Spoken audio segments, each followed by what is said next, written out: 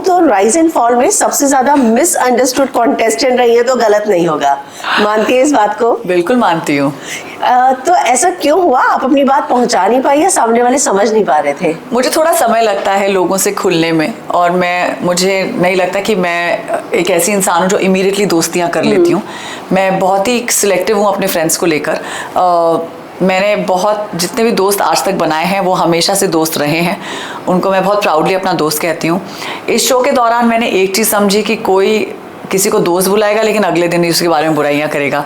तो मैंने कभी रियलिटी फॉर्मेट नहीं किया था, मैंने कोई रियलिटी फॉर्मेट देखा नहीं है इससे पहले। मेरा ये पहला एक्सपीरियंस था जहाँ पर मैं एक रियलिटी फॉर्मेट को देख भी रही थी, परख भी रही थी, समझ रही थी, और उसको समझने में मुझे टाइम लग रहा था।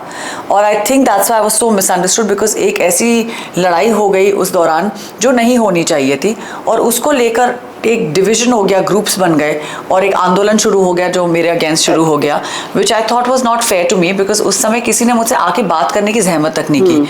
अगर इन सब लोगों में से कोई मुझसे आकर एक बार बात भी कर लेता ना कि हाँ ना, ये चीज़ ये तुमको ऐसे नहीं कहनी चाहिए थी, या इस चीज़ को तुमको ऐसे नहीं बढ़ाना चाहिए था, या उसको नहीं बढ़ाना चाहिए था, या हमें ये चीज़ ठीक नहीं लगी, तो आई थिंक उस समय चीज़ें और सॉर्ट आउट हो सकती थी।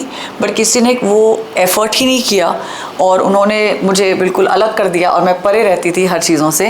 तो I think it was a classic case of just being bullied in the first week of the show, and because I have never watched a format like this, so I had no idea what was happening.